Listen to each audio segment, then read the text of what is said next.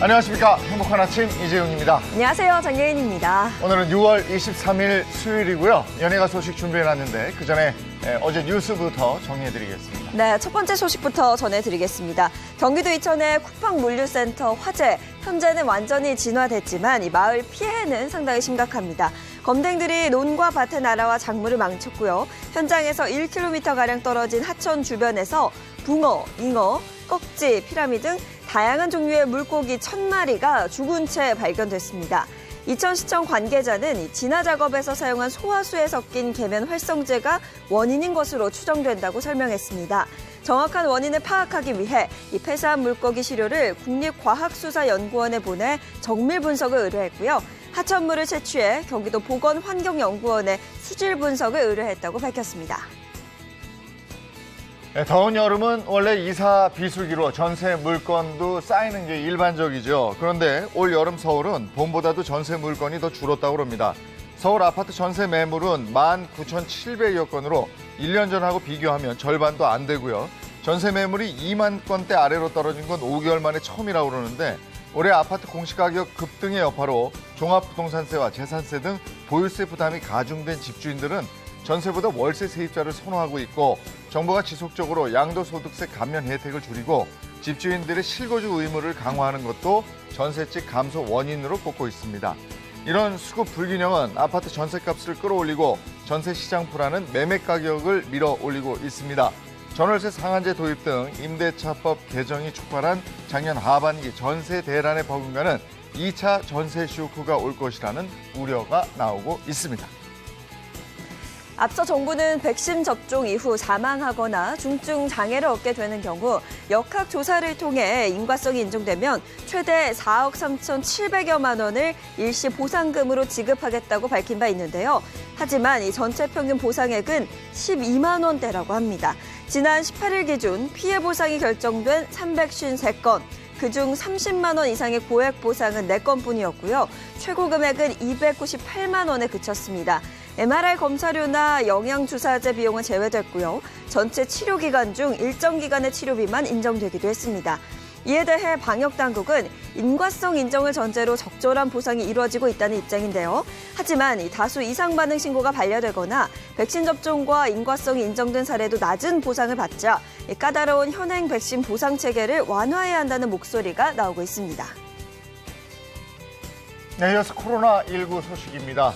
6월 22일 0시 기준 국내 발생 신규 확진자는 395명으로 이틀째 300명대로 나타났고요.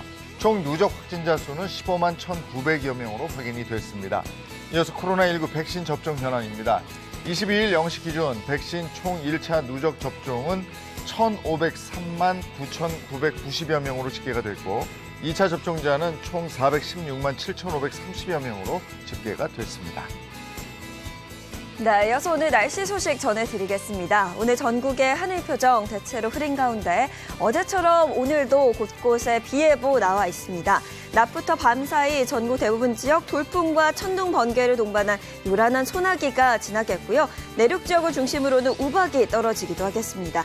자세한 비 예상 보시면 예상 강수량은 5에서 30mm 정도 되겠는데요. 이 소나기가 내리는 지역에서는 가시거리가 매우 짧아지고 또 도로도 미끄러울 수 있어서 오늘 하루 교통안전 주의해 주셔야겠습니다. 이어서 자세한 기온 살펴보시면요. 오늘 아침 최저기온 15도에서 20도, 한낮 최고기온은 20도에서 27도 선까지 오르겠습니다. 무더위가 한풀 꺾일 예정이니까요. 오늘 옷차림 신경 써주시기 바랍니다. 네, 6월 23일 수요일 행복한 아침 지금 시작합니다.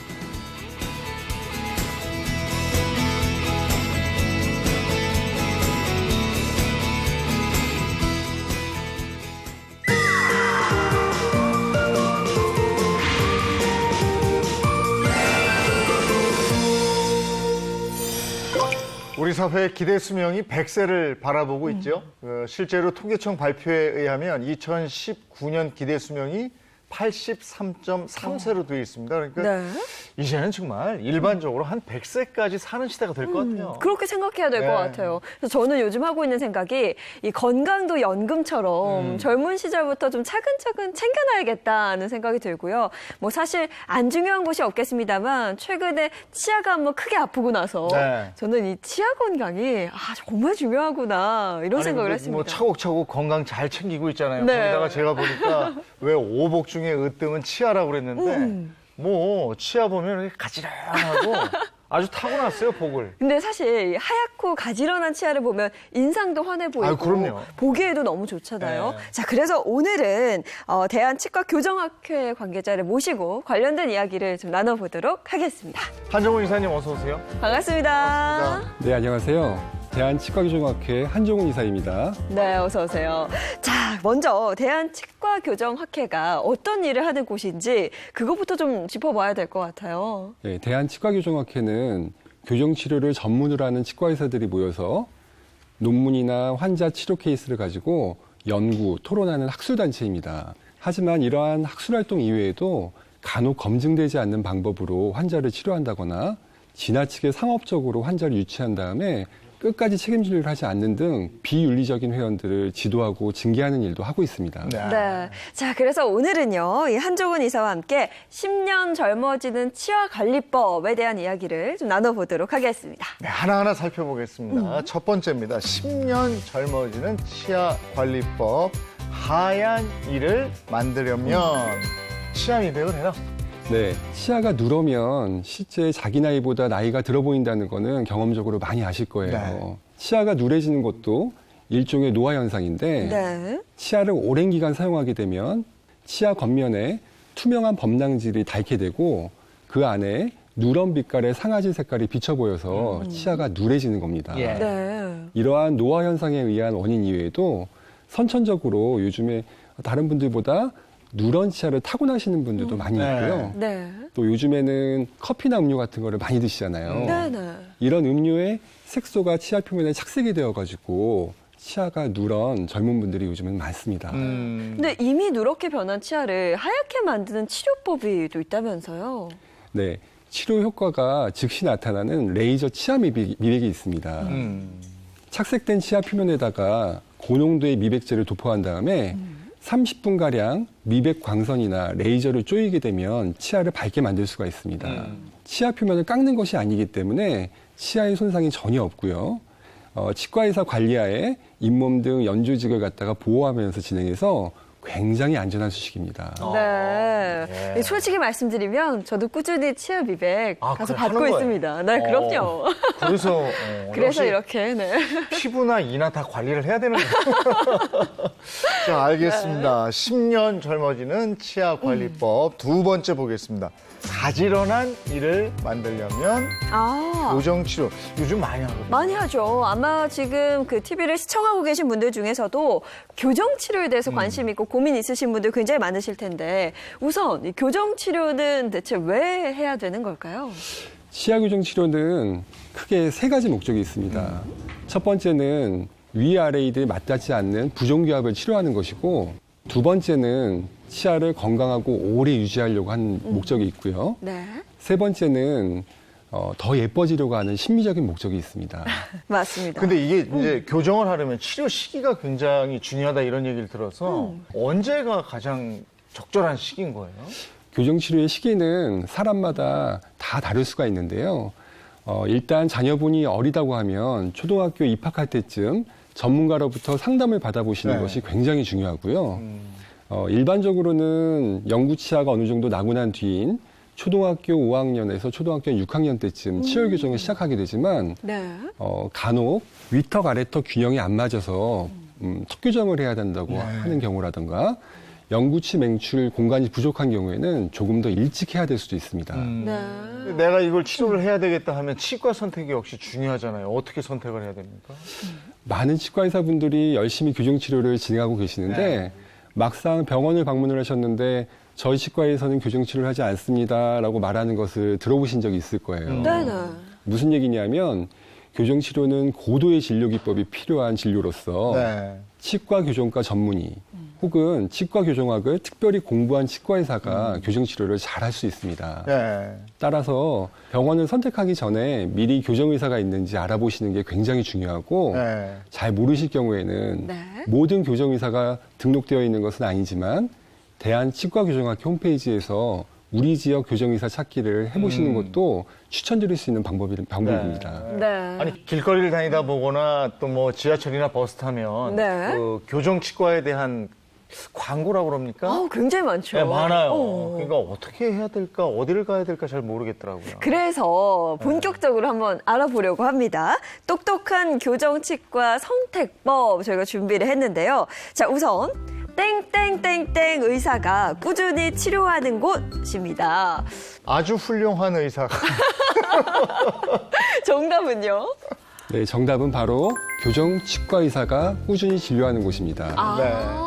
교정치과 의사가 꾸준히 치료하는 곳. 네, 그렇습니다. 네. 현재 치과 의사들도 많은 전문 분야가 있는데요. 이 중 치과 교정과 전문의는 치아 교정 치료만을 전문으로 공부를 하고 난 뒤 정식 수련을 갖다가 마치고 나면 임상 실력을 이제 인정받게 되잖아요. 네. 그럼 보통 치과를 개원할 때 간판에 무슨 치과 교정과 치과 의원이라고 표방을 하게 됩니다.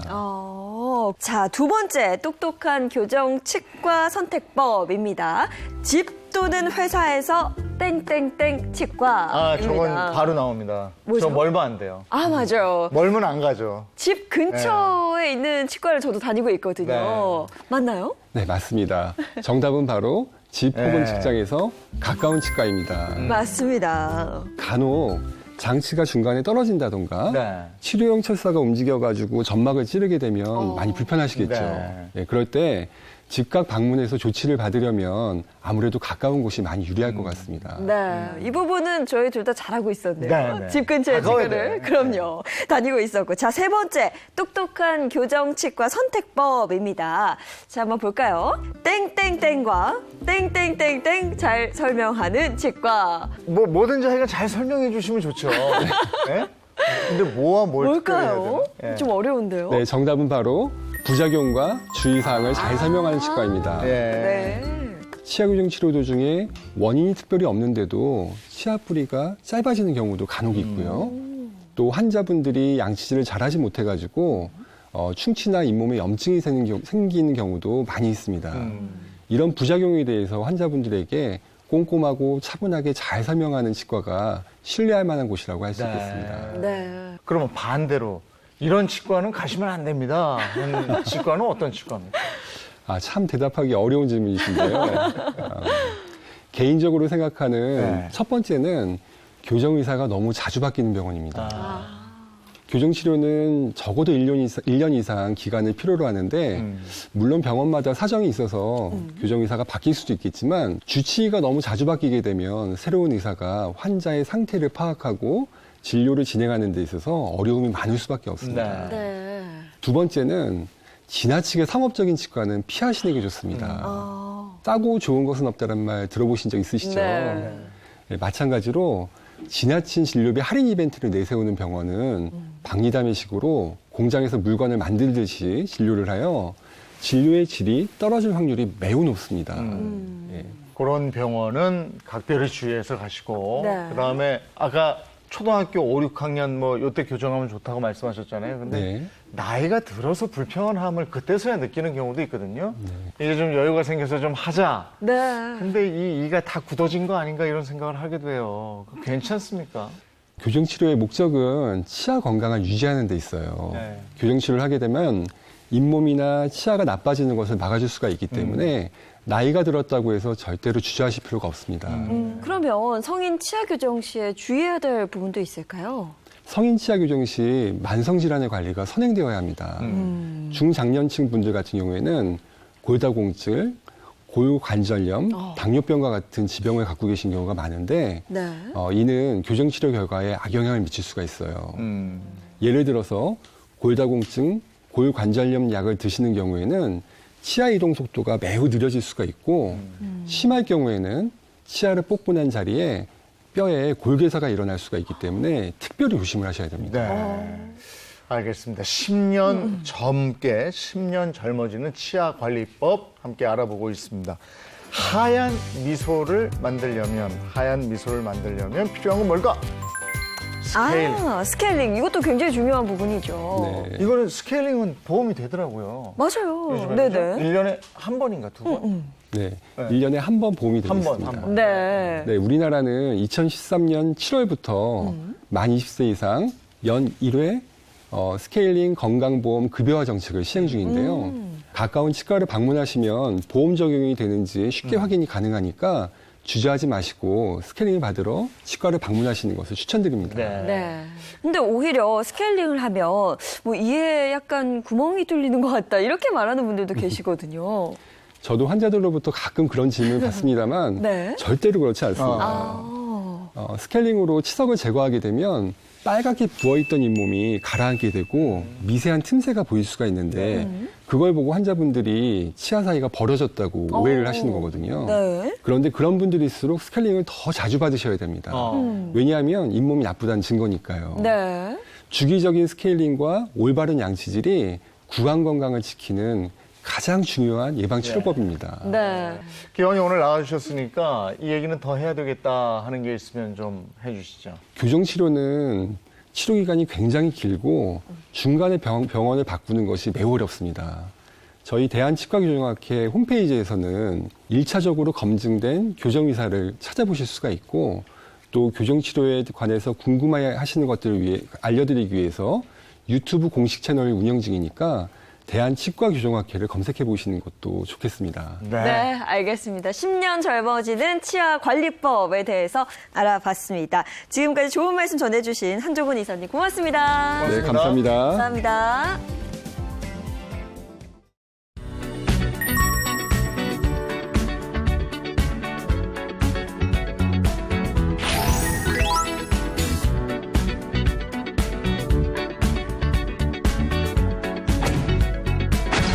Like the legend of the phoenix, all ends with beginnings. What keeps the planet spinning? 네, 이제 한 주간의 연예가 소식 전해드리겠습니다. 네, 오늘도 핫한 이 연예가 이슈들 들고 나오신 세 분 함께 할게요. 인사 부탁드립니다. 네, 안녕하세요. 연예계 팩트 사냥꾼 황정선입니다. 안녕하세요. 자칭 특종 여신 최정아입니다. 안녕하세요. 발빠른 연예 소식 딜리버리 서비스 수요일을 달리는 남자 김세현입니다. 김세현 씨. 네. 그 날개지, 날개. 아, 네. 아니, 근데 철이 짧어. 네, 좀 짧은데. 제가 오늘 특별히 망토를 입고 나온 이유가 있습니다. 잠시 후에 설명을 드리도록 하겠습니다. 네. 연예가 소식 오늘 키워드로 만나볼 거죠? 네. 네. 자, 첫 번째 뉴스 키워드부터 말씀을 드리도록 하겠습니다. 희소병 투병 중인 국민 마라토너 이봉주. 결국 수술 왜입니다. 원인 불명의 복근 허리 통증을 겪고 있는 이봉주 씨가 최근 수술을 받고 회복에 전념을 하고 있다고 소식을 전해왔습니다. 네, 정말 많은 분들이 이봉주 씨가 건강해졌으면 좋겠다라는 이야기 했었는데 드디어 이뤄질 것 같습니다. 근데 이봉주 씨가 앓는 병이 근육 긴장 이상증이었죠? 네, 맞습니다. 이봉주 씨가 앓고 있는 병의 명이 바로 근육 긴장 이상증인데요. 본인의 의지와는 상관없이 근육이 좀 비틀리거나 또 자세가 틀어지는 그러니까 이상 운동 현상이 나타나는 신경학적 질환입니다. 지난 3월에 척추 6번과 7번 쪽에 생긴 낭종이 원인일 수 있다라는 의사의 소견을 들은 뒤에 수술 여부를 두고 좀 고민을 했었는데 최근에 수술을 했다고 합니다. 그래도 원인 불명의 복근 허리 통증이라고 그랬는데 그래도 원인을 찾았으니까 수술을 한 거라, 그죠? 근데 늘 그 체력이 넘치던, 자신감이 넘치던 분인데 얼마나 힘들었겠습니까? 그쵸. 저희도 이 마라톤 달리던 분이 지팡이에 의존해서 좀 허리 굽은 채로 걷는 모습, 심지어 그 뒤에는 또 스스로 걷지 못하고 휠체어 타는 모습도 보여줬어요.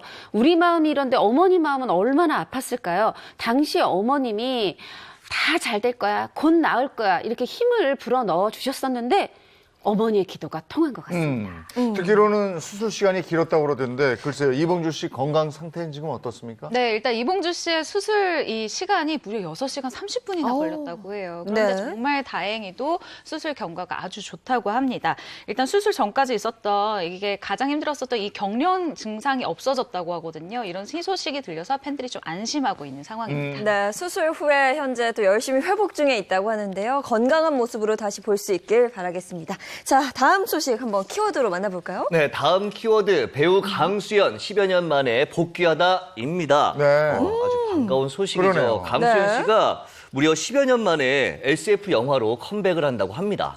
강수연 씨 이름 듣는 것만 해도 굉장히 오랜만인데. 그렇죠. 10년 만에 컴백이요? 사실 영화는 2006년도 한반도가 강우석 감독 한반도가 제일 컸고 그 다음에는 2011년도 임권택 감독의 달빛길에 올리기 또 2013년에 김동호 전 집행위원장이죠. 부산영화제 명예위원장이 한 줄이 이런 영화에 보이면서 대중께서는 좀 안 보여 했을 텐데 사실 또 영화 기자들은 어디 영화 행사 가면 늘 강수연 씨가 보였었고 네, 이영렬 씨 그 강아지 유기견 보호소 불탔을 때도 도움의 손길도 주고 음으로 양으로 이렇게 활동은 해오고 있었습니다. 근데 그래도 대중께서는 작품 속에서 만나는 게 반갑죠. 그래서 이번 소식이 더욱 반가운데 그동안 또 보면 사실 2015년부터 한 3년 동안은 부산영화제 굉장히 부산국제영화제 어려울 때 집행위원장도 맡았었고 활동은 다양하게 했었습니다. 강수연 씨가 제 또래예요. 네. 근데 저 고교생 일기라고 예전에 드라마 있었는데 그걸 제가 다니던 고등학교에서 찍었어요. 그래서 제가 고3 때인데. 그러니 공부가 돼? 강수연 씨 보느라고 다들 창가에 매달려가지고 그런 기억이 납니다. 근데 정말 인형처럼 예뻐요. 아유, 그럼요. 말해 뭐합니까? 말해 뭐합니까? 근데 컴백작이 뭐예요? 네, 이번 컴백작은요, SF 영화예요. 제목은 정의인데요. 반도 그리고 부산행을 통해서 한국형 좀비물, 이 좀비물에 정말 한획을 그은 연상호 감독의 작품이라고 합니다. 내용은요, 로봇 연구소에서 일하는 연구원이 겪게 되는 이야기를 그린 영화다라고 알려져 있는데, 일단 인조인간과 로봇들이 정말 대거 등장한다고 합니다. 그리고 여기서 우리 강수연 씨가 맡은 역할이 뭐냐? 바로 주인공인 로봇 연구소의 연구원이라고 하는데요. 뿐만 아니라 이 영화 지옥에서 이 연상호 감독과 호흡을 맞춘 배우 김현주 씨 같은 경우에도 지옥이라는 작품에서 호흡을 맞춘 김현주 씨가 또 이 영화에서 타이틀롤인 정의 역할을 맡았어요. 그래서 정말 17년 만에 이 영화에 복귀하게 되는 이런 작품입니다. 네, 김현주 씨와 강수연 씨의 케미는 어떨지도 기대가 되는데요. 이 영화 정의가요, 어마어마한 제작비가 또 투자가 됐다고 합니다. 네, 맞습니다. 정말 말씀대로 어마어마한 제작비입니다. 무려 200억이라는 엄청난 금액이 투입이 된 영화인데요. 사실 코로나19 때문에 우리가 이렇게 거대 자본이 들어간 작품을 보기가 좀 어려웠어요. 그런데 정의에 투입되는 이 제작비가 200억에 가깝다고 해서 정말 많은 분들이 기대를 하고 있고요. 그리고 또 하나 주목할 만한 점이 있습니다. 그동안 사실 충무로에 남성 위주의 이 영화들이 굉장히 많았어요. 그런데 이렇게 여성 2명이 작품을 이끄는 이런 영화가 나온 게 정말 오랜만이기 때문에 또 이렇게 여자 주인공들이 활약을 하는 모습을 기대하시는 영화 팬들은 또 굉장히 주목하셔도 좋을 것 같습니다. 네, 연예 소식입니다. 다음 키워드는 뭡니까? 네, 다음 키워드 테스 형! 테스 형 is back! 콘서트 개최하다입니다.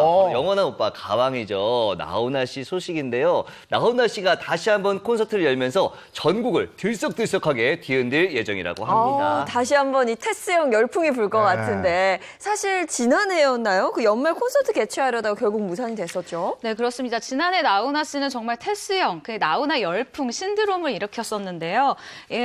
이 연말 콘서트에서 관객들을 원래 만날 예정이었지만 코로나19 재확산으로 일정을 모두 취소한 바 있습니다. 이런 가왕 나훈아 씨가 무대로 돌아온다는 소식에 저뿐만 아니라 팬분들도 정말 마음이 굉장히 귀가 쫑긋하실 것 같네요. 그래서 나훈아 씨 콘서트 언제 하는 겁니까? 자, 7월 16일에 대구부터 3일간, 그 다음에 바로 뒤에 7월 23일 부산에서 3일간, 한 달쯤 있다가 8월 27일 서울에서 3일간인데 요번에 좀 특이해요. 공연을 낮 2시에, 오후 2시에 한 번, 저녁 7시에 30분에 한 번, 하루 2번을 하니까 총 18번 풍성합니다. 야, 대구, 부산 찍고 서울. 맞습니다. 이 팬들은 지금 뭐 너무너무 설레겠는데요. 그렇죠. 네. 너무 설레일 텐데 나훈아 씨 소속사가 이렇게 전했어요. 거의 나훈아 씨 말을 그대로 전한 것 같은데 힘들고 답답한 세상, 이 어렵게 콘서트를 마련했다. 요놈의 코로나를 멱살이라도 비틀어 잡아서 이 답답한 세상에 희망가를 소리쳐 보겠다.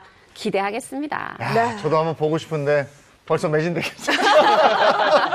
열무 매진이라면서요. 그럼요. 네. 피켓팅이라고 하잖아요. 네. 자, 이번에는 대한민국 대표 스타들의 걸어온 길을 되짚어보는 스타 주민 시간입니다.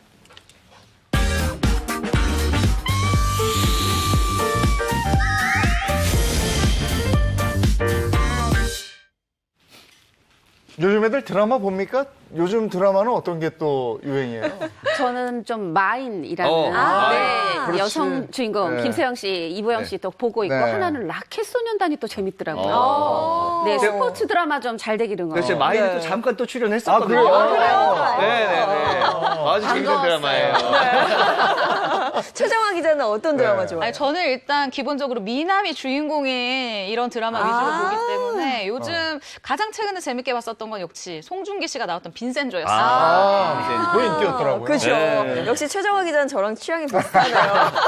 근데 사실 뭐 이런 말씀드린 것처럼 개인의 취향은 있겠지만 대박 드라마에는 등장하는 꼭 이런 인물이 있더라고요. 혹시 뭔지 아시겠어요? 잘생긴 남자 배우, 여자 배우가 나오고. 나오고 그리고 또 빠질 수 없는 악녀, 혹은 그렇죠. 악남, 악역이 있어야 돼요. 네. 맞습니다. 김소연 씨. 사실 아니 벌써 데뷔 27년 차야 믿어지지가 않는데 네. 지난해에 이어서 올해까지 악녀의 끝판왕이라 불리는 소름 돋는 연기를 하고 있잖아요. 악녀. 네. 아주 근데 이 악녀 연기에 더불어서 능청스러운 불륜 연기까지 뭐 최고의 주가를 달리고 있습니다. 맞습니다. 제가 말씀드리려고 했던 그 정답이 바로 불륜 남녀. 불륜. 네, 불륜 남녀가 등장을 하는 드라마는 꼭 대박이 나더라고요. 근데 그게 희한해. 아이고, 쟤들 저러면 안 되지 않아서 욕하면서 막 봐요. 그 드라마를 봐요.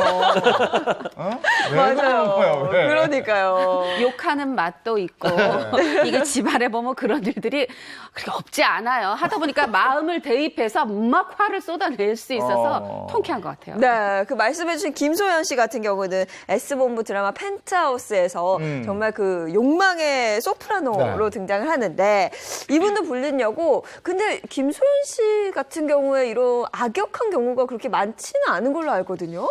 아, 제가 어릴 적 굉장히 재밌게 봤었던 드라마가 있습니다. 바로 2000년대 방영이 됐었던 이브의 모든 것인데요. 사실 이 이브의 모든 것에서 김소연 씨가 지금의 악역, 그러니까 천소진의 조상격인 허영미 캐릭터로 정말 큰, 뭐랄까요. 그 등짝 스매싱이라고 하죠. 굉장히 많은 욕을 먹은 적이 있었습니다. 사실 욕을 먹은 데 이면에는 굉장히 연기를 잘했다. 그렇기 때문에 많은 사람들이 감정을 이입했다. 이렇게 설명을 할 수가 있는데요. 김소연 씨가 한 라디오에 출연해서 이렇게 얘기를 했습니다. 역시 악역은 모니터링을 해보니까 흰자위가 내가 많이 보이더라. 그래서 잘할 수 있을까 고민을 했는데 찰떡이다. 내가 왜 이제서야 만났을까? 라면서요. 20년 만에 맡게 된 이 악역에 대해서 굉장히 애착을 드러내기도 했습니다. 김소연 씨 악역을 했던 그 2000년 드라마 이브의 모든 것. 네. 저는 그때도 아나운서였으니까. 맞아요. 이게 아나운서 얘기란 말이에요. 네, 그렇죠. 아니, 저런 아나운서가 어딨어? 아니 그때 채림 씨 너무 불쌍해 보였어요. 팀당에서. 이렇게 이야기를 나누고 있는데 많은 분들이 스타주미 오늘 주제 눈치채셨을 것 같습니다. 제가 그래서 오늘 특별히 노래로 주제 힌트를 준비해 봤습니다. 함께 들어보실까요? 이건 뭐 너무나 유명하죠. 예. 김범용 씨 바람. 네, 맞습니다. 바람. 네. 요거 하나 표현하려고 제가 요거 바람. 네, 오늘은요, 외도를 저지르는 밉상 중에 밉상이지만 실감나는 연기로 안방극장을 사로잡으면서 희대 불륜 남녀 역할을 맡았던 스타들의 이야기를 나눠볼까 합니다. 제가 준비한 오늘의 주제 바로 바람 피워서 대박난 스타들입니다. 벌써부터 우리 어머님들 혈압 오르는 소리가 들리는 것 같은데 네. 자, 어떤 스타들인지 공개해 주시죠. 자, 바람 피워서 대박난 스타들 첫 번째 스타입니다. 불륜녀 연기에 도전한 여자 배우고요. 막장 불륜녀 연기는 이분의 전과 후로 나뉜다고 해도 과언이 아닐 정도라고 합니다. 특히 이분 드라마에서 유독 소리 지르는 장면이 많았는데요. 사흘을 밤내면서 버럭하는 연기를 하고 응급실에 실려갈 정도였다고 합니다. 정말 여전이었죠. 저는 이것만 듣고도 머릿속에 딱 한 분이 떠올랐어요. 벌써요? 악녀 연기하면 이분 빼놓을 수 없거든요. 조금 앞서가는 게 아닐까 싶기도 한데 아직 첫 번째 힌트 안 나갔거든요. 그 감이 맞을지 한번 지켜보도록 하겠습니다. 첫 번째 힌트, 주변 인물에 대해서 준비를 해봤습니다. 바로 변우빈 씨, 맞죠? 장소희 씨입니다. 이상이 있었던 그분 맞나요? 맞죠? 여기서 이제 장소희 씨가 네. 점연기. 저 하나 찍고. 저만화 찍고 하나 하면 찍고. 되잖아. 맞아요. 네, 99.9% 답이 나왔는데요. 자, 너무나 강렬했던 이 드라마 두 번째 명대사 우리 최정화 기자가 한번 힌트 드리도록 하겠습니다. 네, 어제 밤부터 준비를 했습니다. 민소희 용서 못해. 어떻게 너무 귀여운 거 아니에요? 흰자 좀 많이 보였나요?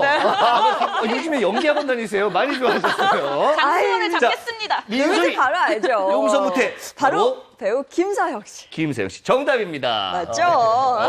연애 때문에 쉽게 알 수 있었을 것 같아요. 아, 이 노래.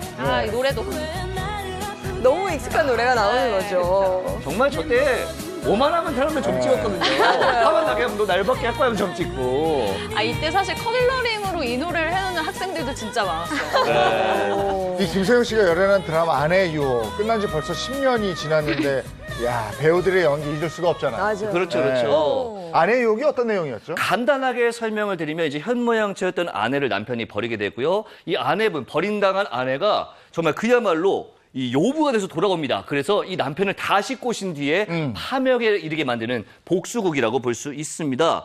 하이라이트는 드라마 중반부에 시청률이 43%까지 올랐고요. 네. 여기서 김세영 씨가 장서희 씨의 남편 변우민 씨와 불륜을 저지르는 그런 역할을 맡았었죠. 전문 용어 나왔어요. 다시 꼬신 뒤에. 다시 유혹한 뒤에. 다시 꼬신 뒤에 그렇죠.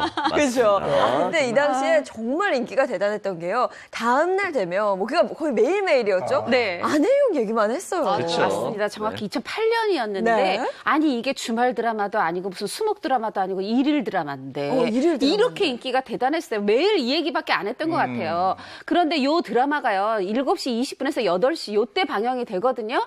그런데 이때 식당 가서 밥 달라 병원에 뭐 찾아간다 이러면 눈치 없다 이런 소리 듣고 집에서도 마찬가지예요. 밥을 먹을 거면 7시 20분 전에 먹든가 끝나고 8시 이후에 먹든가 이랬어야 되는 인기 짐작되시죠. 그러니까 한마디로 주부들의 저녁 시간을 바꿔놨네요. 그렇죠. 그야말로 아내 유혹 신드롬이었고요. 특히나 그 민소희 하면서 소리 지르는 그 장면 정말 많이 패러디 되기도 했고 많은 분들이 따라했습니다. 근데 이 역할이요. 김서영 씨 데뷔 첫 악역이라고 들었어요. 네, 그렇습니다. 사실 김서영 씨가 지금 우리가 딱 생각을 해보면 이 역할을 했겠다 싶을 정도로 뭔가 카리스마 있고 뭔가 좀 굉장히 좀 이 독한 모습을 우리는 지금은 연기를 통해서 많이 봤잖아요.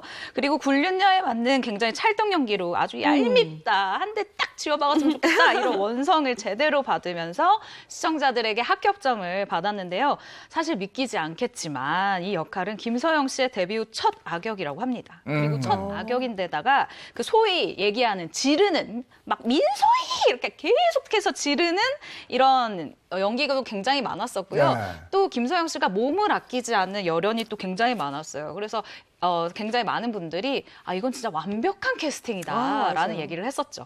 매회 그렇게 소리를 질러대려면 그 에너지도 그렇고 배우들은 그거 녹화 끝나면 그냥 기진맥진하겠어요. 맞아요. 김서영 씨도 예상은 좀 했지만 이 정도일지는 몰랐다는 거. 이렇게까지 계속 소리를 질러대나? 그래서 실제로 재영겸 씨 말씀하신 것처럼 드라마 끝나면 기진맥진. 그것도 모자라서 응급실 신세를 진 일도 많았다 그래요.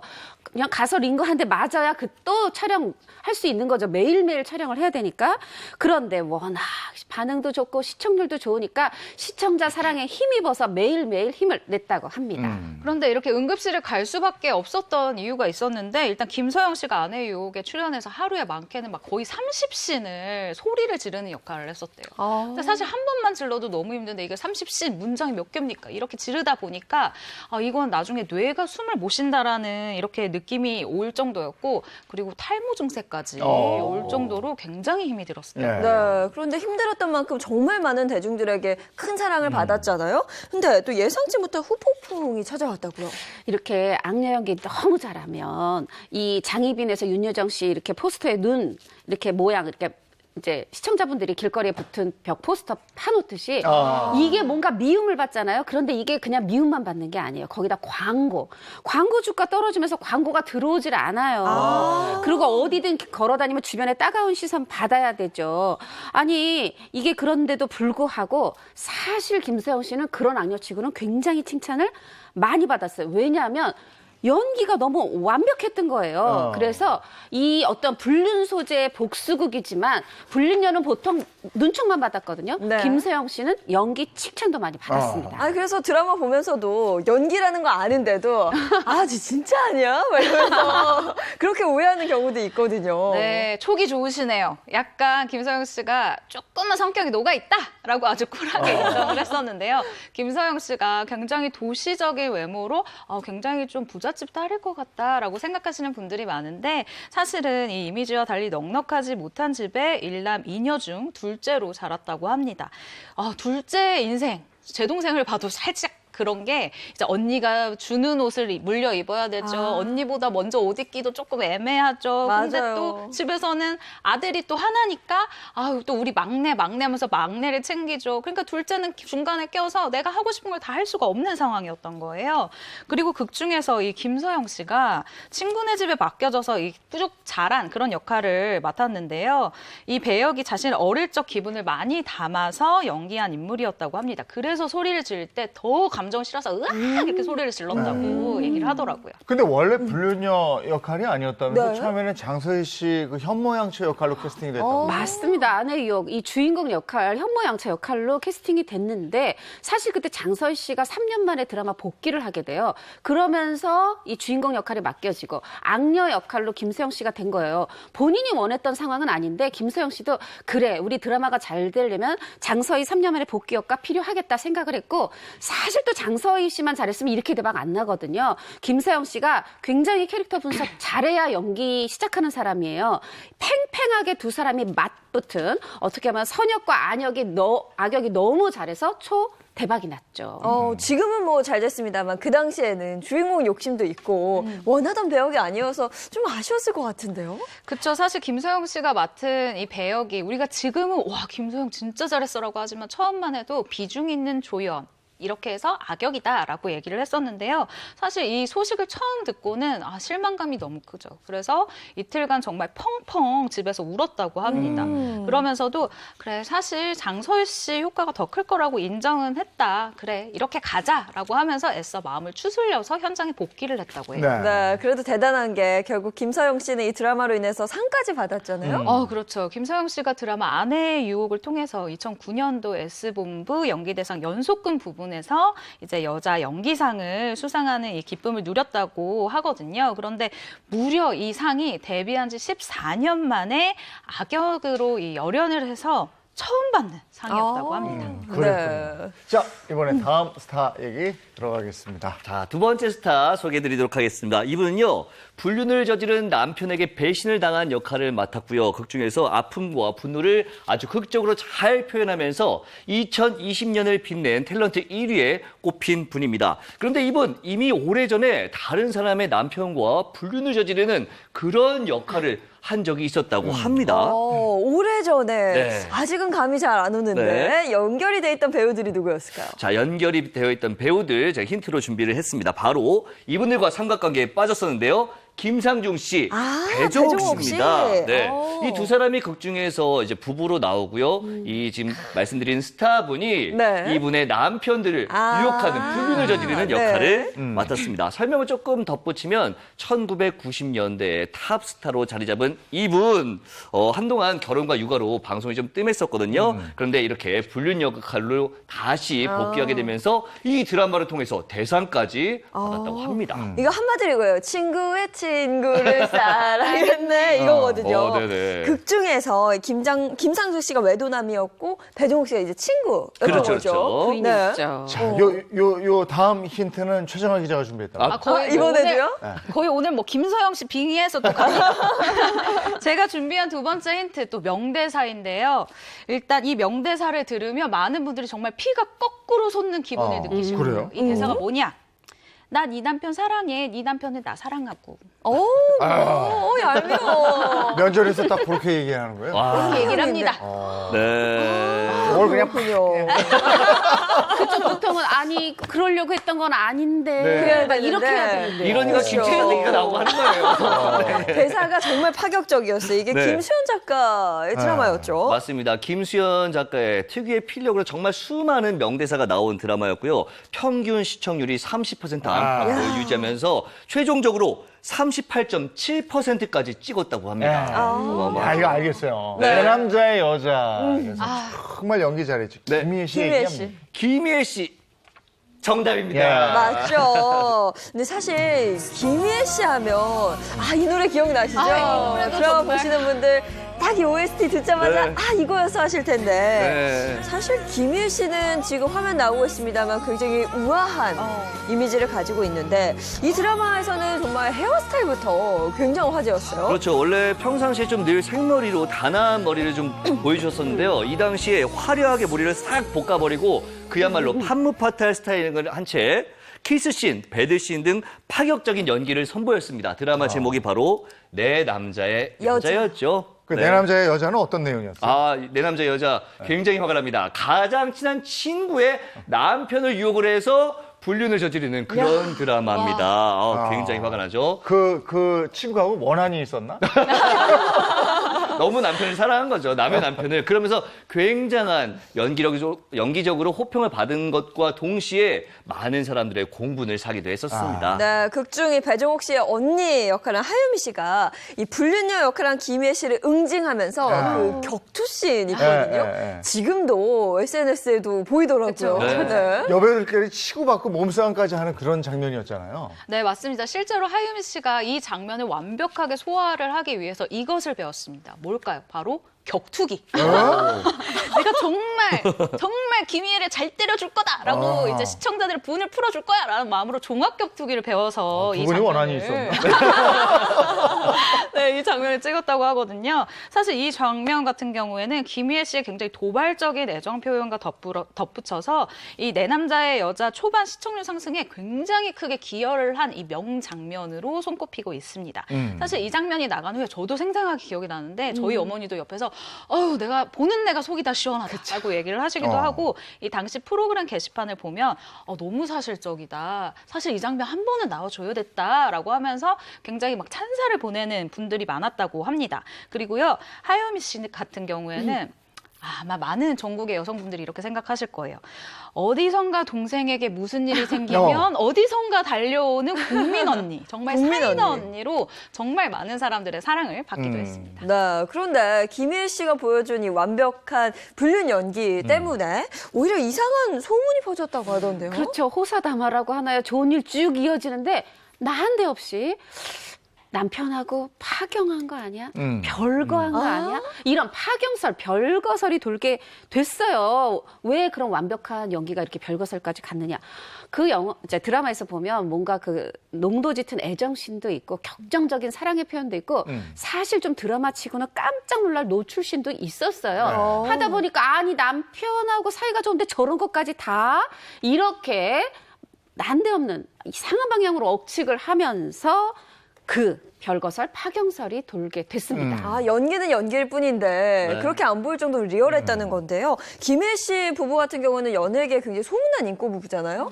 저 같으면 좀 기분 나빴을 것 같아요. 기분 나쁘죠. 왜냐하면 이건 프로로서 연기를 완벽하게 한 건데 이게 엉뚱하게 사생활 소문으로 가니까 얼마나 기분이 나빴겠습니까? 당시 소속사 측에서 전혀 사실무근이다. 촬영 틈틈이 전화하고 아주 금슬이 좋다. 도대체 왜 이런 소문이 나는지 모르겠다. 반박을 했었죠. 이게 연기를 워낙에 잘해서 일어나는 해프닝이었군요. 네. 근데 김희애 씨 본인은 자신의 연기를 어떻게 평가하던가요? 평상시에 어떤 여자로서 하지 못하는 행동들 이런 걸 대신하는 역할을 나는 하는 걸 좋아한다. 시청자분들도 그렇겠지만 나도 배우로서 대리 만족한다. 이렇게 얘기했습니다. 멋진 것 같아요. 그런데 여기서 끝이 아니었습니다. 7년 뒤인 2014년에 김희애 씨가 또 한 번 불륜 연기에 도전을 해요. 네, 그렇습니다. 바로 19살 연하인 배우 유아인 씨와 호흡을 맞춘 정말 특급 드라마죠. 드라마 밀회인데요. 이 드라마에서 유아인 씨 볼을 꼬집으면서 이건 특급 칭찬이야 라고 했었던 이 장면. 사실 이 명대사가 굉장히 많은 프로그램에서 회자가 되고 패러디가 되면서 그 해에 정말 명대사로 꼽히기도 했었는데요. 이 드라마 밀회는 불륜 소재의 드라마임에도 불구하고 지금까지 명품 드라마라는 수식어가 붙습니다. 이런 드라마로 이 평가를 받을 수 있었던 건 사실은 굉장히 욕먹을 수 있는 소재 소재예요. 그런데 이것을 캐릭터가 정말 완벽하게 극을 이제 흡수를 했다라고 평가를 할 수밖에 없거든요. 이 김희애 씨의 연기력이 이 작품을 성공으로 이끈 것이 아닌가라는 생각이 듭니다. 불륜 연기가 또 있잖아요. 김혜연 씨 부부의 세계인가? 근데 이렇게 계속 불륜 연기 배역이 주어지면 네. 좀 한번 내가 자꾸 왜 이러지? 이렇게 한번 부부의 세계에선 당하는 역할이니까. 아, 그렇죠. 약간 다 변주를 조금씩 주면서 굉장히 현명하게 선택을 하고 있다라고 보여지는데 김희애 씨 같은 경우에는 한 방송을 통해서 이렇게 얘기를 했어요. 사실 이재용 MC가 얘기한 것처럼 걱정이 없진 않았다. 그러나 이 부부의 세계는 좀 다른 느낌이었다. 막장 드라마처럼 너무나 다양한 요소들이 강렬하게 계속 있었고 또 영국 드라마가 한국화가 됐을 때 대중이 어떻게 받아들일지 궁금했다라고 하면서 이 작품을 선택한 기준과 이유를 밝히기도 했습니다. 그렇군요. 네. 자, 다음 스타 만나볼 텐데 이 스타도 불륜계에서 캐스팅 순위 1위에 넘나드는 네, 이게 명예야. 뭐야. 네, 이번 스타 소개해드리겠습니다. 이분은요, 고등학교를 졸업한 이후에 단돈 30만 원만 들고 서울로 상경을 해서 호프집, 카페 등 시급이 높은 아르바이트만 찾아다닌 분입니다. 이렇게 아르바이트, 각종 아르바이트로 생계를 유지했고요. 심지어는 데뷔 이후에도 계속해서 아르바이트를 했다고 합니다. 그러다가 인생작이죠. 이 드라마를 만나면서 그야말로 안방극장의 신데렐라로 급부상하게 된 분입니다. 네, 이분은 어떤 삼각관계에 얽혀 있었나요? 요거는 제가 바로 첫 번째 힌트 드리자마자 바로 무릎을 딱 치실 겁니다. 첫 그래요? 번째 힌트, 주변 인물인데요. 바로 박혜준, 김희애 씨입니다. 이 드라마 역시도 뭐 신드롬 열풍이었죠. 보자마자 알겠네요. 그렇죠. 그럼 결정적인 두 번째 힌트 역시 최정아 기자가 갑니다. 오늘 접니다. 배우 데뷔. 두 번째 명대사를 또 준비를 해봤는데요. 이것도 들으면 굉장히 화가 나실 분들이 많을 거예요. 이렇게 얘기를 했습니다.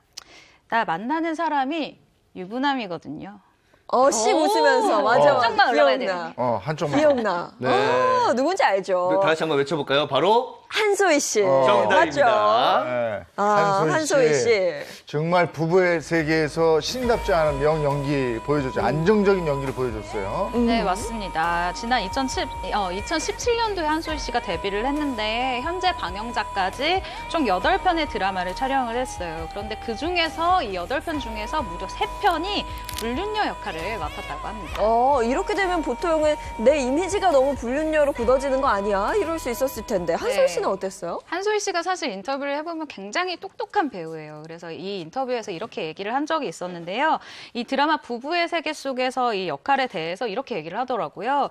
이런 이미지가 장애물이 되지 않을까라는 생각도 했는데 또 한편으로 생각해보니까 아니 같은 캐릭터를 여러 번 했는데도 100% 소화를 못하면 다른 캐릭터를 그럼 내가 받아들일 수 있을까라고 생각을 했대요. 그러면서 이런 편견들이 쌓인다 한들 내가 나중에 연기력으로 한 번에 뒤집을 수 있을 것 같은 자신이 있어서 100%의 확신이 있어서 이 작품을 선택했다라고 아주 당당하게 얘기를 했던 모습이 인상적이었습니다. 네, 근데 한소희 씨 저도 기억이 나는데 굉장히 당차다는 느낌을 네. 받았어요. 왜냐면 대선배인 김희애 씨와 뭔가 맞붙는 장면에서도 전혀 기죽지 않고 연기도 밀리지 않더라고요. 기가 세구나. 그러니까요. 기억을 이제 거슬러 올라가 보면 여기 이제 한소희 씨가 있고 네. 그의 아버지 이경영 씨, 어머니 김성경 씨가 이제 식탁에 한쪽에 있고 맞아, 이쪽에는 기억나요. 김희애, 박혜준 그 부부가 네. 있는 거예요. 그리고 이 부모님은 아직 이게 지금 이상한 삼각관계인 줄 모르는 상황. 네. 여기서 식탁에서 딱 일어나서 한소희 씨가 가서 김희애 씨 뒤통수를 때리고 맞아. 정말 한 번에 와. 아,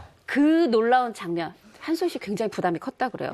왜냐면 그냥 둘이 찍어도 대선배 김희애 선배인데 이거 한 번에 제대로 때려야 되는데 게다가 그 옆에 더 이경영 선배님, 김성경 선배님, 박혜준도 선배 본인 막내거든요.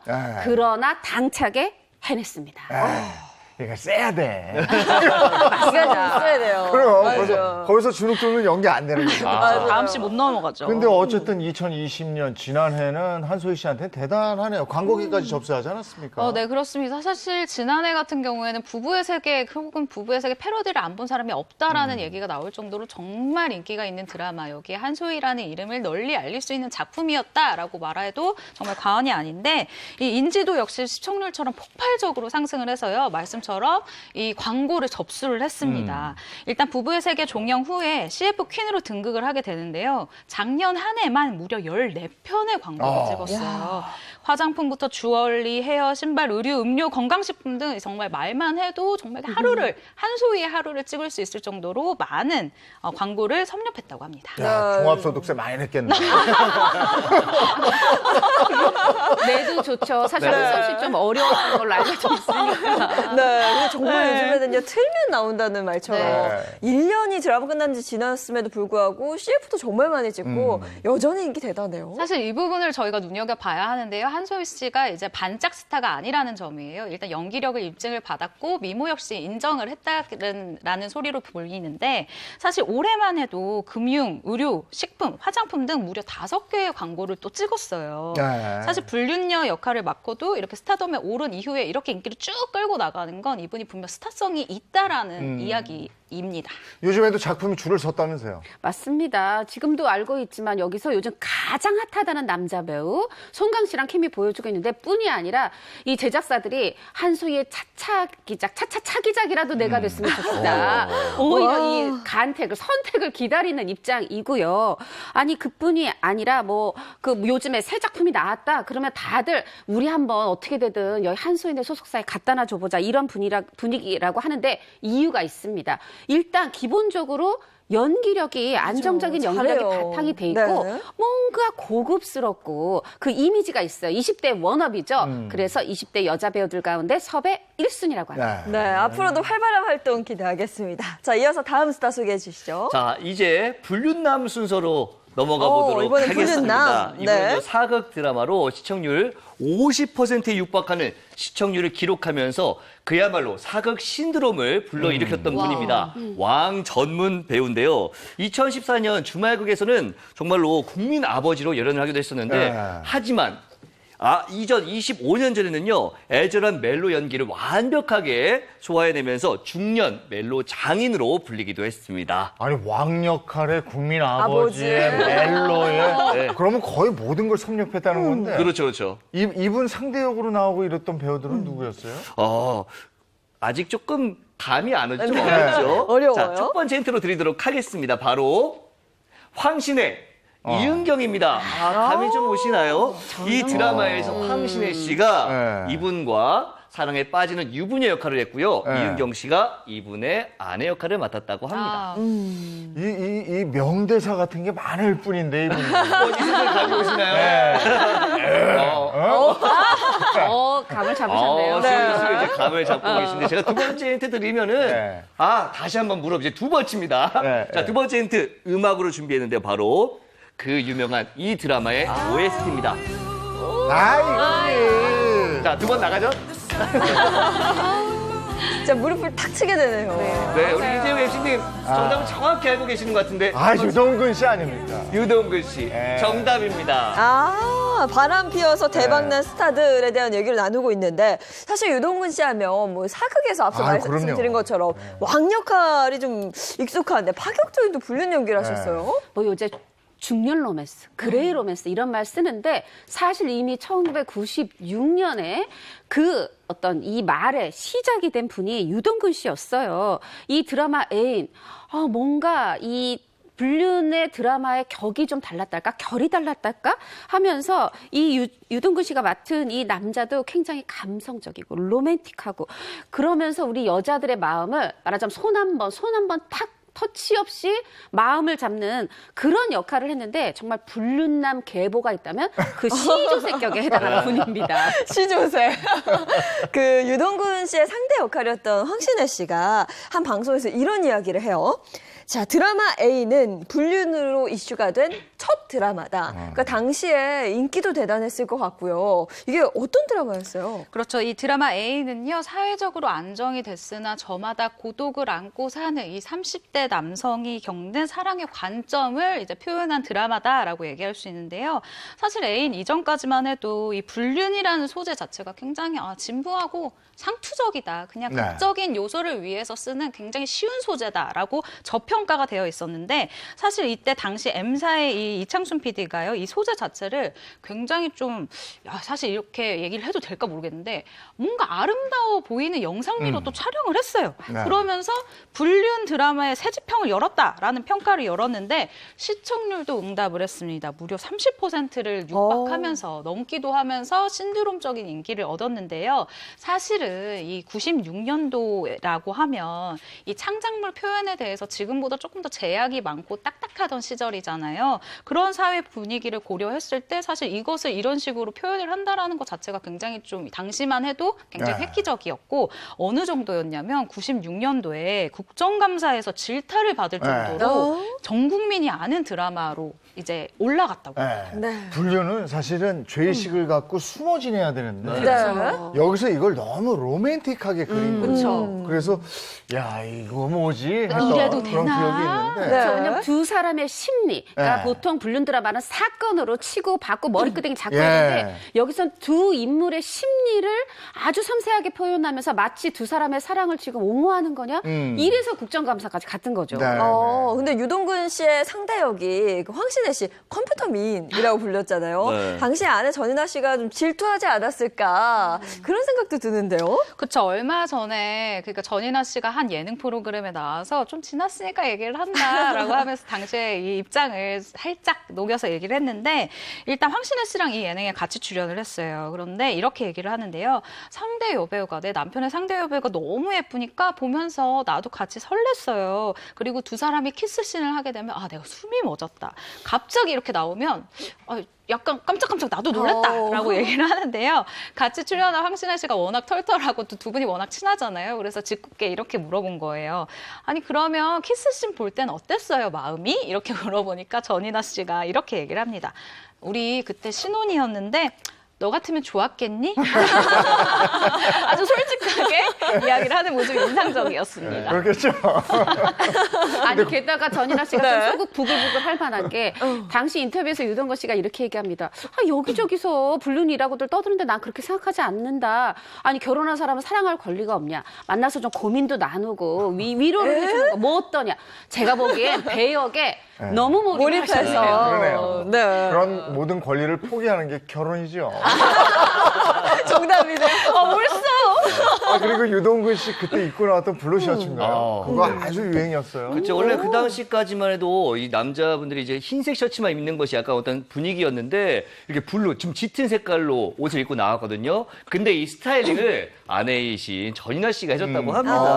뭐 둘 사랑은 너무나 큰 사랑을 갖고 있었던 거죠. 계속해서 모니터링 하면서 너무 미워도 이 옷이 좋을 것 같아라고 계속해서 스타일링도 해주고 그러면서 이 개그로 화이트를 좀 떠나서 다양한 컬러들이 이제 방송에 등장하기 시작합니다. 아유, 네. 그때 3040 분들이 정말 블루 셔츠 엄청 입었어요. 다 같이 그거 안 입으면 마치 네. 남자가 아니냐. 네. 그만큼 이슈가 됐던 거죠. 네. 근데 또 유동근 씨만큼이나 불륜남 역할로 또 화제가 된 분이 있다면서요? 네, 그렇습니다. 이번에 소개해드릴 스타 역시 굉장히 어마어마한 분입니다. 이분 2004년에 영화에 출연하기 시작하면서 지금까지 30여 편의 영화에 출연했고요. 누적 관객이 약 8,500만 명. 정말 충무로의 블루칩 최고의 배우라고 불릴 수도 있는 그런 분입니다. 근데 이분도 한때는요 국민 나쁜 놈으로 적이 있었다고 그래요? 합니다. 네. 이분은 또 어떤 분들과 삼각관계를 이룬 거예요? 자, 이분 지난 2006년도에 아침 드라마에 출연했었는데요. 그때 바로 하이라 씨, 지수원 씨와 삼각관계를 그래요? 이루면서 아주 국민 나쁜 놈으로 불렸습니다. 이거 잘 모르겠는데 아직까지는. 네. 네. 대사 한번 들어봐야 될 것 같아요. 이번에 명대사 남성분이기 때문에 제가 한번 준비해봤습니다. 내 사랑을 모독하고 격화시키지 말란 말이야. 역시 배우라 연기가 좀 다르긴 한데. 발성이 달라. 네. 민망하네요. 근데 이게 어떤 분인지 잘 모르겠어요. 감이 안 오세요. 네. 목소리 톤을 보세요. 내 사랑을 모독하고 격화시키지 말란 말이야. 아니 그분이 얼마나 목소리가 좋은데. 정답 임재범. 정답은 바로 김윤석 씨였습니다. 그래요? 조금 굵은 목소리를 흉내내려고 해도 잘 안 되네요. 김윤석 씨. 저분은 워낙에 흥행 배우라 영화에서 주로 봤는데 네.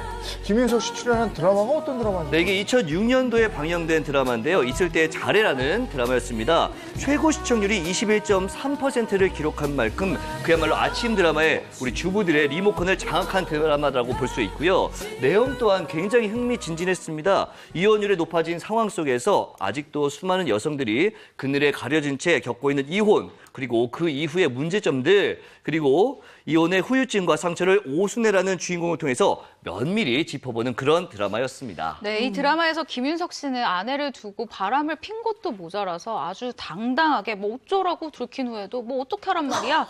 정말 당당한 태도를 일관하면서 네. 심지어 이혼할 때 위자료를 주지 않기 위해서 전 재산을 빼돌린 정말 파렴치한 이 나쁜 삐 역할을 맡았었죠. 네, 근데 김윤석 씨 연기 잘하는 거는 다 알고 있잖아요. 네. 불륜 연기도 얼마나 잘했겠어요. 자연스럽지.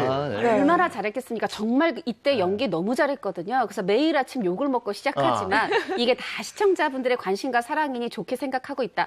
그런데 나를 너무 나쁜 사람으로만 보지 말아달라고 했는데 우리 아줌마들 나쁜 사람으로 보지 않았어요. 사실 이렇게 파렴치하고 뻔뻔하면 좀 미워야 되는데 연기도 너무 잘하지만 사실 김윤석 씨 저 때 되게 섹시했어요.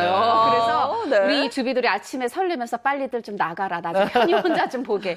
이런 마음을 일으켰던 드라마였습니다. 네, 이 드라마에서도 명대사가 참 많았는데 그 상대 배우가 보니까 하이라 씨였어요. 네, 맞습니다. 굉장히 많이 화가 났을 것 같은 게 제가 앞서 잠깐 들었는데 이게 풀로 전체적인 내용을 보면 이거예요. 불륜하지 마. 어따 대고. 나 불륜에 빠진 거 아니야. 그 사람 사랑해. 저급하고 품이 떨어지게 불륜이니 외도니하는 단어로 내 사랑을 모독하고 격화시키지 말란 말이야. 아니, 왜 이렇게 당당해 또? 너무 당당해요. 아, 진짜. 아니 근데 우리가 지금 이렇게 화가 나는데 그 극 중에 아내 하이라 씨는 어땠겠어요? 네. 정말 장이 꼬였다고 그래요. 그런데 네. 이 장이 꼬이는 표정 너무 리얼하게 연기한 게 하이라 씨 얘기입니다. 김윤석 씨가 연기를 너무 잘해서 네. 아주 감정이입이 돼서 장이 꼬였다고 하네요. 그 이 작품에 출연한 계기가 궁금해지는데요, 또? 인터뷰에서 이렇게 얘기를 했었는데요. 일단 출연 계기에 대해서 대본이 이건 당한 사람이 쓴 게 아닌가라고 생각이 들 정도로 정말 세세하고 감정 표현이 잘 되어 있었다고 해요. 그래서 출연을 결정하게 됐다라고 밝힌 바가 있습니다. 네, 극 중에서는 이 뻔뻔하고 나쁜 남편 역할로 원성을 샀지만 실제로 김윤석 씨는요 그렇게 또 사랑꾼이라고 하잖아요. 네, 맞아요. 김윤석 씨가 연극 배우 출신이고 이 아내도 연극 배우 출신인데요. 평소 아내를 위해서 뭐 요리까지 해내는 완벽 남편이라고 얘기를 하고요. 그리고 끝날 때마다, 그러니까 작품이 끝날 때마다 자녀들과 여행을 가는 굉장히 자상한 아빠라고 합니다. 하나 살짝 보태면 어느 설이었어요. 설에 뭐 하셨어요? 했더니 이제 고향에 그 이제 부모님 계시는 부산에 내려갔다 왔다는 거예요. 근데 요번에 혼자 갔다 왔다는 거여서 어머 아내분한테 휴가를 주셨군요 할 때 그게 아니라 아이들 둘이 아파서 아내가 이제 병간호를 하고 본인이 갔다 왔대요. 그래서 너무 미안했다는 거예요. 그래서 아니 며느리가 시댁 안 가겠는데 뭐가 미안한 거였더니 그 아픈 아이들을 혼자 간호하지 않았냐고. 그 얘기하는데 저 정말 감동받았어요. 그러면 이 이후에 김윤석 씨 드라마 출연은 또 다른 게 뭐가 있었나요? 없죠. 김윤석 씨가 이렇게 얘기를 해요. 사실 이제 그분이 대본 시나리오 보면 아주 빽빽하게 너덜너덜한 만큼 메모가 돼 있는 그런 노력파인데 이 드라마라는 게 영화에 비해서 대본이 미리 다 나와 있지 않으니까 캐릭터 분석할 시간도 없고 이 모니터링을 꼼꼼히 할 수도 없고 해서 이제 못 하고 있는데 내가 잘하지 못할까 봐라는 거예요. 근데 만약에 사전 제작 시스템이 완료가 되고 정착이 되면 그래서 미리 다 대본 볼 수 있으면 그땐 좀 하고 싶다. 드라마 출연에 대한 가능성은 남겨놓았습니다. 네, 연기파 배우 김윤석 씨의 화려했던 과거 드라마까지 짚어봤고요. 이어서 다음 스타 소개해 주시죠. 네, 다음 스타는요. 장르를 불문하는 폭넓은 연기 스펙트럼으로 시청자들의 꾸준한 사랑을 받고 있는 그야말로 대한민국 다작 배우로 통하고 있는 분입니다. 10여 년 전 모 드라마에서 얄밉고 진상인 불륜남 연기로 시청자들에게 폭발적인 인기를 받으면서 정말 배우 인생을 새롭게 써나가고 있는 그런 분입니다. 2020년에만 드라마 9편, 영화 2편에 출연하면서 대중에게 감초 같은 연기를 선보이고 있는 그야말로 재미를 주고 있는 그런 배우라고 볼 수가 있습니다. 야, 드라마 9편에 영화 2편이면 그냥 틀면 나오고 극장 가면 나오고 이랬다는 거 아니에요? 그렇죠. 이분이 근데 뭐 많이 출연한다고 해서 연기력이 떨어지냐? 전혀 아닙니다. 맞는 역할마다 무라일치로 그야말로 배우와 이 역할이 하나가 되는 그런 연기를 선보이고 있는 분이고요. 이분이 악역을 했을 때 원체 연기 잘하니까 이 나쁜 역할이라고 하지 이분한테 나쁜 놈이라고 하지는 않고 연기는 대단했다. 평가를 받고 있습니다. 네, 일단 굉장한 연기파 배우라는 거고 네. 상대 배우들은 누구였어요? 상대 배우 아마 우리 시청자분들 상대 배우 나오자마자 아실 수도 있는데요. 바로 힌트 드립니다. 오현경 씨, 그리고 김희정 씨입니다. 아이, 보자마자 알죠. 그럼요. 아마 맞아. 2007년에 이분만큼 욕먹은 사람도 없을 것 같은데 극 중에서 악역도 악역이었습니다만 굉장히 이기적인 네. 이기적인 남자를 보여줬거든요. 이게 앞서 뭐 김윤석 씨나 유동근 씨 같은 경우는 사랑을 굉장히 진짜 사랑을 했기 때문에 불륜을 한 거다라고 했으면 이분 아주 이기적이고 이런 방송에 쓸 수 있을까요? 얍삽합니다. 이분 전철을 버리고 내연녀와 살림을 차리는데 내연녀한테까지 상처를 입히는 국민 밉상 연기로 정말 욕바지가 되었죠. 그 이분의 명대사는 뭡니까? 명대사 제가 바로 보여드릴게요. 까불고 있어. 기억나요. 까불고 있어. 네, 까불고 있어. 바로 안내상 씨 맞죠? 안내상 씨. 안혜상 씨 조강지처 클럽? 네. 맞아. 이건 어떤 내용이었어요? 그때요, 여기에 이제 3대가 있어요. 네. 그 이제 말하자면 남편이 있고 그의 아들이 있고 또 사위도 있어요. 2대겠군요. 남편하고 아들하고 사위가 모두가 다 바람피는 드라마예요. 정말 불륜 전문 드라마인데 거기에 여자들이 마치 조강지처 클럽을 결성하듯 다 함께 복수하는 드라마였는데 이 인기가 얼마나 2007년에 대단했느냐. 원래 80부작으로 기획이 됐어요. 네. 그런데 무려 24부를 더 연장해서 104부가 방영됐었죠. 그 안내상 씨 조강지처 클럽 통해서 정말 이 불륜남 역할 찰떡으로 소화했습니다. 사실 1994년에 30살에 배우 데뷔를 했는데 연극부터 시작을 했죠. 그 뒤에 보면 그 이제 2002년 이창동 감독의 오아시스 시작으로 뭐 독립영화에도 나오고 TV 단막극에도 나오고 이미 연기 잘하는 배우야는 알려져 있었어요. 그런데 바로 이 조강지처 클럽에서 국민 유혹바지 역할을 하면서 안내상, 전 국민이 모르는 사람이 없는 이름이 됐고 대표적인 중년 배우 반열에 오르게 되죠. 네, 근데 안내상 씨의 연기가 참 그래요. 극 중에서 살펴보면 굉장히 얄밉고 막 찌질하고 이런데 미워할래야 또 미워할 수 없어요. 연기를 너무 잘해서. 안내상 씨 같은 경우에는 당시 대본을 받고 굉장히 당황스러웠다고요. 아니 세상에 뭐 이런 인간이 어디 있나 약간 이런 생각을 할 정도였다고 하는데 사실 이 캐릭터를 연기한 배우조차도 이해하기 힘들 정도로 아까 말씀해 주신 것처럼 정말 얍삽하고 이기적이고 정말 모두에게 상처를 주는 그런 인물이었지만 안내상 씨는 그냥 캐릭터를 이렇게 받아들였대요. 그래, 얘는 원래 이런 사람이다. 이해하려는 게 아니라 그래 얘는 원래 이런 사람이니까 이런 말과 행동을 할 수 있다라고 생각을 하다 보니까요.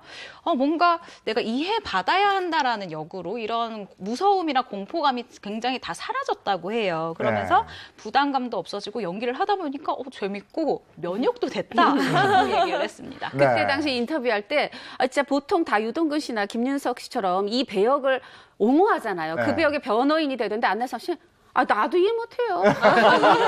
근데 어떻게 해요, 연기인데. 근데 하다 보니까 재밌어요. 이런 사람 있을 거야. 근데 얘기를 하다 보면 듣다 보면 또 우리가 안내상 씨에게 고개를 끄덕이고 이렇게 되더라고요. 네. 안혜상 씨의 매력이 바로 그런 것 같아요. 맞아요. 네. 그래서 다들 욕하면서도 그 캐릭터에 몰입돼서 본 게 아닌가 싶고 말이죠. 네. 맞아요. 맞습니다. 그 당시 안내상 씨가 이렇게 얘기를 했었는데 내가 진짜 평생 먹을 욕을 다 먹어가지고 정말 오래오래 살 것 같다 이런 얘기를 했는데 덧붙여서 이런 얘기를 하기도 했었어요. 사실 이렇게 대놓고 왜 그래 이렇게 혼내시거나 욕을 하시는 분들보다 정말 진지하게 욕을 하는 분들이 더 무섭다라고 얘기를 했는데요. 특히 예를 들어서 지나가는데 아주머니들이 안내상 씨한테 이렇게 오신대요. 그래서 와서 이렇게 툭 이렇게 어깨를 치더니 안내상 씨 그러지 마. 그러면 안 돼 사람이. 그 모질한 씨한테 좀 잘해. 그러면 안 돼 사람이. 이렇게 막 얘기를 하고 가시면 내가 뭐라고 해야 되지? 이게 내가 그런 게 아니라 이 역할이 그런 건데 어떻게 해야 되지? 굉장히 안절부절 못한 경험이 있다고 여기서 해요. 이 모질한 씨가 김희정 씨. 말하자면은 본뿐이 아니라 불륜녀예요. 근데 사람들이 불륜녀 역할을 걱정할 만큼 말하자면 조강지처한테는 못된 남편, 불륜녀한테는 착한 애인이 아니라 양쪽 다 속을 박박 긁는 그런 남자였죠. 얼마나 재밌고 연기를 잘했으면 보시는 분들이 드라마와 현실을 잘 구분 못할 정도로 인기였다는 거잖아요. 근데 이 안내상 씨뿐만 아니라 가족들도 그렇게 좀 고통스러웠다 그래요? 아, 당연하죠. 이제 가족들하고 같이 어떻게 식당에 가서 밥이라도 먹을 것 같으면 모두가 째려보는 거예요. 이게 소화가 되겠어요? 그래서 어디 밥 먹으러 다닐 수도 없었다. 이런 고충을 안내상 씨가 토로하기도 했습니다. 근데 욕은 많이 먹었지만 아마 이때 주머니 사정이 확 달라졌을 확 달라졌을 거예요. 그렇죠. 그렇기 때문에 욕할 수 없는 작품이 됐습니다. 왜냐하면 안내상 씨가 드라마 조강기처 클럽을 통해서 이렇게 내가 됐다라고 스스로를 정의했는데요. 내 경제 사정을 적자에서 흑자로 전환시켜준 작품이다라고요. 그러니까 예를 들면 이제 대출을 받아서 이자를 갚아나가는 과정에서 원금을 갚게 해준 작품이다라고 얘기를 한 건데 뿐만 아니라 개런티도 이 작품 덕분에 굉장히 많이 올라갔고요. 다양한 작품들이 이 작품 좀 같이 출연하시죠? 라고 제안이 왔다고 해요. 심지어는 스케줄 때문에 죄송합니다라고 출연을 고사하는 작품도 생겼다고 합니다. 제2의 전성기를 맞게 된 거죠. 작품으로 인해서. 안내상 씨는 뭐 그 당시 기분도 굉장히 좋았을 것 같고 주머니 상황도 달라졌다고 하니까 정말 배우로서 것 같아요. 또 인정도 받고. 그러니까요. 근데 안내상 씨 같은 경우는 다작 배우임에도 불구하고 매 작품마다 뭐랄까요. 그 지난 작품에 뭐 했는지가 기억이 안 날 정도로 연기를 참 잘해요. 근데 안혜상 씨도 이렇게 또 저 불륜남으로 등극을 했지만 아까 우리 부부의 세계 얘기했었잖아요. 거기에서 박해준 씨가 또 그 역할을 제대로 소화해내지 않았습니까? 맞아요. 네, 맞습니다. 그 당시에 강렬한 불륜남 연기로 사실은 무명이었거든요. 무명을 한 방에 박해준 씨가 날려버렸었죠. 정말 연기 어마어마했었고요. 그런 명대사 있었잖아요. 우리 이정현 씨가 드라마 잘 보셔서 아셨을 것 같은데 이런 명대사가 있었어요. 뭐였죠? 박해준 씨 명대사가 지금 어딨나? 저 알아요. 제가 박해준 씨 진짜 팬이거든요. 여자지만. 사랑에 다시 할게요. 사랑에 빠진 게 죄는 아니잖아. 제가 그거 이게 요리 짓는 거. 사랑에 빠진 게 죄는 아니잖아. 비슷했어. 사랑에 빠진 게 죄는 아니잖아. 아니 무슨 입이 돌아갔어. 맞아요. 그래서 이걸 줄여서 사빠죄아라고 그랬어? 사람들이 부르면서 박해준 씨가 정말 이 작품으로 인해서 제2의 전성기 맞게 됐습니다. 아니 김희애 씨도 그렇게 칭찬했다면서요? 네, 김혜애 씨가 이렇게 이야기를 했었는데요. 아니 연기를 해보니까 정말 괴물 같은 느낌이 든다라고 정말 극찬을 한 거예요. 그러면서 이 사람은 어떤 사람일까 궁금해서 독전도 찾아보고 작품을 다 찾아봤는데 정말 앞으로 작품을 많이 하고 싶을 정도로 상대 배우 연기를 끌어주는 사람이다라고 얘기를 했습니다. 그런데 박해준 씨 이게 끝이 아니에요. 정말 연기 괴물이거든요.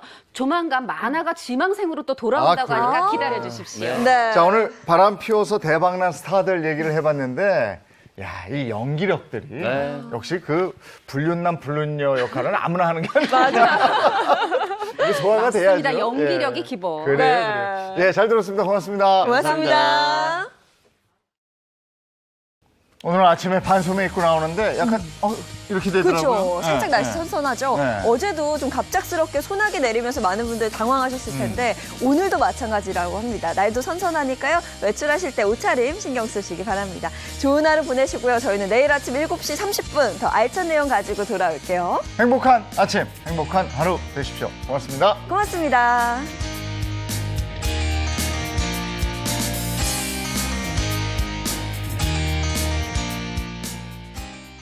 채널 A